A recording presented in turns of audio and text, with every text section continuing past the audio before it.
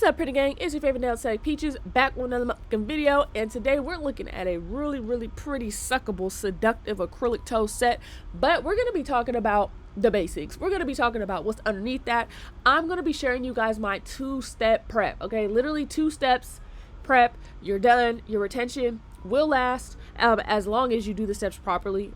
Stay tuned. Literally 3 minutes. Okay, so before we get into it, of course, you want to subscribe, turn the notifications on. You want to make sure you're not missing out on content. I literally post every day, whether it's on Instagram, YouTube, my stories, my broadcast. Somewhere, somehow, I'm posting. Okay, and then of course, y'all already know I got coupon codes and such down in the description below.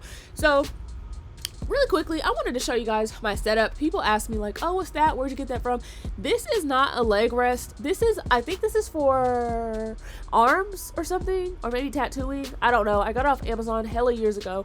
There's no way I can link this because most of the furniture I got when I first got my suite and all that stuff is unavailable. So I would suggest that when you're searching for footrests and stuff, it don't have to be expensive. Just look for like body rests that are for different parts of the body and not just the foot. Okay, that's the best advice that I can give you. Although there is no perfect anything, just so you know, there's no perfect footrest for anything. Something's gonna be bent, whether it's your neck, your back, your crack, I don't know, something's gonna go. So I did a pedicure on this client.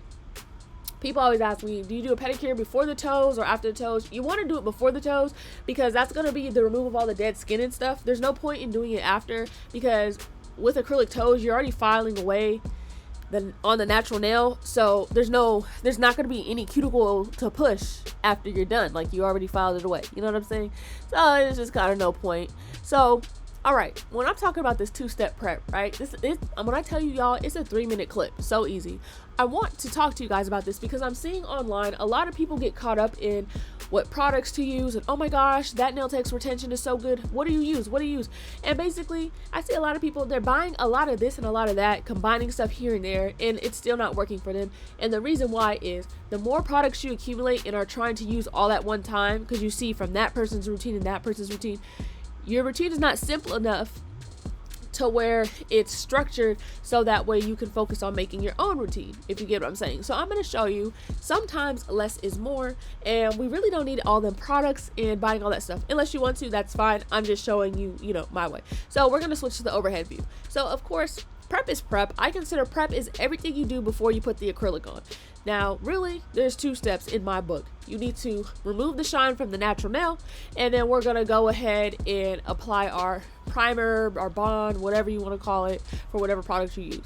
Now, number 1 is I only use my Zebra medium grit sanding band on my mandrel. I don't switch to a lot of different what do you call that? Bits and stuff. The reason is that takes up a lot of time. So not only is my prep down to like 3 minutes per foot, give or take, we'll say 5 if somebody has like a lot of difficult skin or something like that, if they didn't get a pedicure, but it's also streamlined, so I can just keep moving, go. When you have to stop to get a bunch of different bits and things, not only do you got to clean all that later, because y'all know metal bits do have to get cleaned, sprayed, there's processes to things, but it takes time to switch between bit to bit from each toe. I know people show like on one finger or one toe, like, oh, look at this bit. But can you imagine you are going to be switching between 2 to 3 bits on all 10 toes? You guys, that can be a lot. And if you're having trouble already with retention and things, that's not always the answer. Okay, not saying that it ain't an answer for you, but you can see this routine is pretty simplistic. So as I'm going from toe to toe, you can see that I am using my e-file, I'm using my hand, and basically I'm maneuvering in all the nooks and crannies so that way I can, number 1, remove the shine, and number 2, get rid of any dead skin. Now, I don't do any nipping because, well, number 1, I live in California. You're not really supposed to do that because you can absolutely hurt somebody. A lot of people use the wrong techniques. A lot of people do like a chop, like a pull, where you're really supposed to like, cut type of situation. Y'all can't see what I'm doing, but a lot of times you do so much filing over the process that any dead skin will actually be filed away. Okay, so we're gonna remove the dust. I'm not spraying you down, scrubbing you down again, especially I just did a pedicure. We just need to remove the amount of dust so that way it doesn't get into our protein bond or anything. I'm gonna be honest, a little tiny dust is not going to ruin the whole retention of your set. Be realistic, you guys. Listen, I film all this stuff during my actual work day. So every client you see, this is not a special client. I'm not taking extra time out of my day. This is my real life actual work schedule. Okay, acrylic pedicures are scheduled for about an hour and 35 minutes.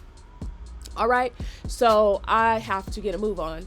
I'm not adding any extra steps that don't need to be added. So that's another way that I cut my stuff down. You guys can see the towel is doing the trick. I'm trying to get in the nooks and crannies the best I can, and then we can go ahead and move on. But if you do like the method of spraying someone down with alcohol and brushing each toe, continue to do that. No big deal. This is just for some people who want to add simplicity, okay? Listen, this is the actual second step, protein bond. Use whatever primer you want, but I do not use dehydrator because dehydrator is actually to dehydrate the nail. But why do we need to do that if the nail is already dehydrated? Because we remove the shine with our sanding band. You get what I'm saying? So all we have to do is apply our primer and we are ready to start applying acrylic. Now, I know I always say, you know, I am licensed and stuff, but you guys, streamlining and things like this is stuff you do learn in school. I've noticed since COVID, a lot of people are obsessed with products and they're charging clients. I spend so much money on products, but you guys, look at, we're ready to start, and I didn't spend too much extra time or money on anything I don't already spend. All right, so I hope you guys enjoyed this video, and of course, I'll see you in the next one. He's the greatest nail tech in the universe!